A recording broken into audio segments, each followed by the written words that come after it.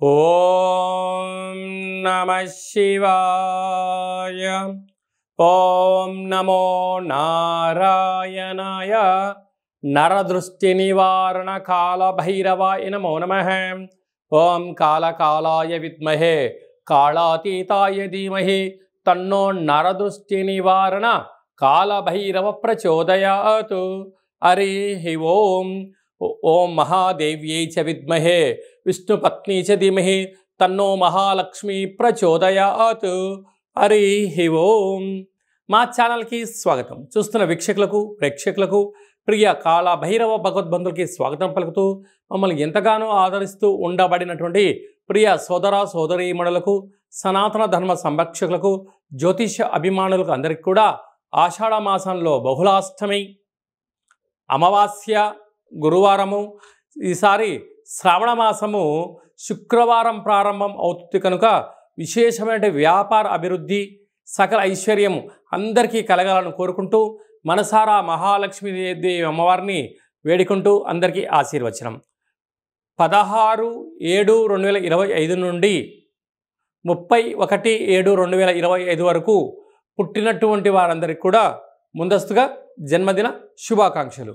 గతంలో వివాహం చేసుకున్న వారికి వివాహ వార్షికోత్సవ శుభాకాంక్షలు. ద్వాదశ రాశుల్లో గ్రహ గమనాల్ని ఒకసారి వీక్షింపచేద్దాం. వృషభ రాశిలో శుక్ర భగవానుడు స్వక్షేత్రం సంచార స్థితి. మిథున రాశిలో దేవగురు బృహస్పతి సంచార స్థితి. కర్కాటక రాశిలో రవి బుధ సంచార స్థితి, బుధాదిత్య రాజయోగము. సింహరాశిలో కుజుడు మరియు కేతు సంచార స్థితి. కుంభరాశిలో రాహు సంచార స్థితి. మీనరాశిలో శని భగవానుడి యొక్క సంచార స్థితితో ద్వాదశ రాశుల్లో గ్రహ గమనాలు ఈ విధంగా ఉన్నాయి.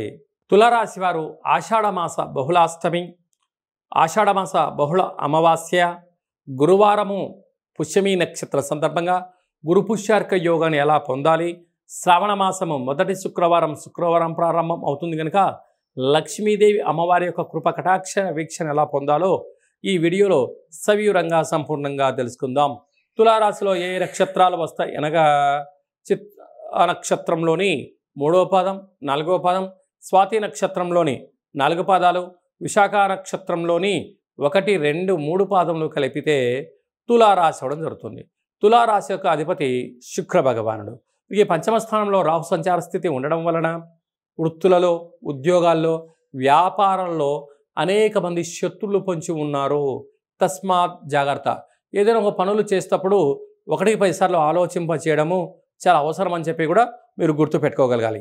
6వ స్థానంలో శని భగవానుడు సంచారం చేయడం వలన రుణ సమస్యలు, రోగ సమస్యలు, వాతావరణంలో చెడు మార్పులకు అనుకూలంగా మీరు ఆహారాన్ని తీసుకోకపోయినా, తగు వ్యాయామాలు సక్రమంగా చేయకపోయినా వ్యాధుల బారిన పడే పరిస్థితి చాలా అధికంగా ఉంటుందని చెప్పి గమనించాలి. అష్టమంలో శుక్ర సంచార స్థితి ఉండడం వలన మీ యొక్క వాహనాలు, ఫోన్లు, విలువైన వస్తువులు, బంగారు ఆభరణాలు, క్రయ విక్రయాలు యోగించినట్టు కనబడుతూ ఉంటాయి. దాని పరిస్థితిని బట్టి మీరు ప్రయాణం చేయగలగాలి. మితిమీరిన వేగము, బ్యాంకు యొక్క లావాదేవీలు, ఓటీపీలు దొంగలించబడే పరిస్థితి చాలా అధికంగా ఉంటుంది. తస్మాత్ జాగ్రత్త.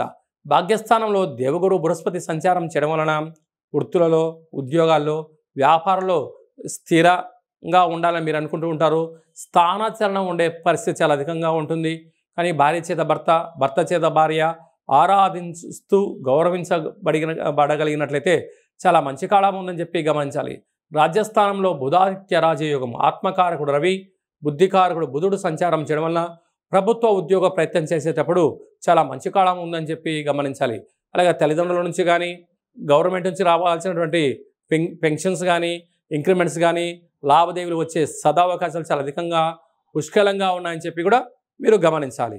అలాగనే ఏకాదశ స్థానంలో కుజుడు కేతు సంచార స్థితి ఉండడం వలన మీరు రియల్ ఎస్టేట్ వ్యాపారస్తులు కానీ ఏదైనా పనులు, కార్యక్రమాలు చేసేటప్పుడు సక్రమంగా ఉండబడే డాక్యుమెంట్ను పరిశీలించుకోవడం, క్రయ విక్రయాలను ఆచి తూచి చేయగలిగినట్లయితే చాలా మంచి కాలం ఉందని చెప్పి గమనించగలగాలి.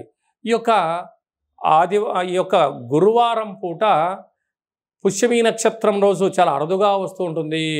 పుష్యమి నక్షత్రం వచ్చిన రోజున గురు పుష్యార్క యోగము అంటారు. అర్కము అనగా తెల్లజిల్లేడి యొక్క వృక్షము.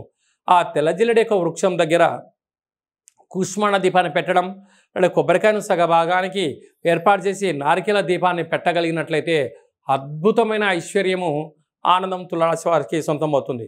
అలా ఒక 27 ప్రదక్షిణాలు చేయడం. అలాగనే ఆ ఓపిక శక్తి కలిగితే ఆ వేరుని తీసుకొచ్చి ఇంట్లో పెట్టగలిగినట్లయితే సంపూర్ణమైన ఐశ్వర్యము, ఆనందము, రాజయోగము, విపరీతమైన ఐశ్వర్యము, ఆనందము. ఇది శ్రవణ మాసం శుక్రవారం సందర్భంగా అమ్మవారిని స్మరించడం వల్ల, ధ్యానించడం వల్ల రాజయోగము తులారాశి వారి సొంతం కాబోతుందని చెప్పి గమనించాలి. జూలై మాసంలో ద్వితీయార్థంలో ముఖ్యమైనటువంటి పండగల గురించి క్లుప్తంగా, సవివరంగా, సంపూర్ణంగా తెలుసుకుందాం. 18వ తారీఖున 7వ నెల 2025 బహుళ అష్టమి, భాద్రపద మాస బహుళ అష్టమి సందర్భంగా కాళభైరవ స్వామి స్మరణ, ధ్యానము యోగదాయకం అని చెప్పి కూడా గమనించాలి. అలాగనే మనకు 24వ తారీఖున గురువారము, పునర్వసు పుష్యమి నక్షత్ర సందర్భంగా గురు పుష్యార్క యోగ అమావాస్య అంటారు. అనగా అర్కము అనగా తెల్ల జిల్లెడి యొక్క వృక్షము కనుక తెల్ల జిల్లెడి వృక్షం దగ్గర దీపం పెట్టడం, పరిస్థితి అనుకూలించినట్లయితే ఆ తెల్ల జిల్లెడి యొక్క వేరును తీసుకుని వచ్చి వాటిని బాగా శుద్ధి చేసి పసుపు, కుంకుమ, సింధూరాన్ని పోసి ఇంట్లో పెట్టుకున్నట్లయితే అద్భుతమైన విపరీతమైన రాజయోగం కలుగుతుంది అని చెప్పి గమనించగలగాలి. శ్వేతార్కము అంటే తెల్ల జిల్లెడి యొక్క వేర్లలో వినాయకుడి స్వరూపం ఏర్పడి ఉంటుంది.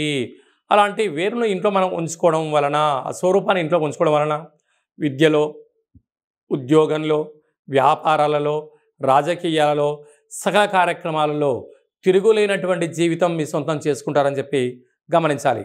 అందరికీ ఆ యొక్క శ్వేతార్క వరసిద్ధి మహాగణపతి స్వామికి ఆశీస్సులు ఉండాలని కోరుకుందాం. అందరికీ ఎవరికి ఎలాంటి అష్ట కష్టాలు లేకుండా అష్టైశ్వర్య ప్రాప్తిని కలిగించాలని కూడా మనసారా కోరుకుందాం. ఓం శతమానం భవతి శతాయు పురుష సతేంద్రియ ఆయుష్యేవేంద్రియే ప్రతిష్టతి ధనం ధాన్యం బహుపుత్రలాభం శత సంవత్సరం దీర్ఘమాయు సర్వే జనా సుఖినో భవంతు లోకా సమస్తా సుఖినో భవంతు సర్వం శ్రీ మహాలక్ష్మీ దేవతార్పణమస్తు. హరి ఓం. ఈ వీడియో మీకు నచ్చినట్టయితే లైక్ చేయండి, షేర్ చేయండి. అందరికన్నా మీ వ్యక్తిగత జాతకాన్ని ముందుగా తెలుసుకోవాలి అనుకుంటున్నట్లయితే మా ఛానల్ని సబ్స్క్రైబ్ చేసుకోండి. అలాగనే ఆల్ అనే బటన్ను ప్రెస్ చేసి గంట సింబల్ ప్రెస్ చేసినట్లయితే సర్వత్రా అమ్మవారి యొక్క ఆశీస్సులు మీకు పుష్కలంగా ఉంటాయని చెప్పి కూడా గమనించాలి.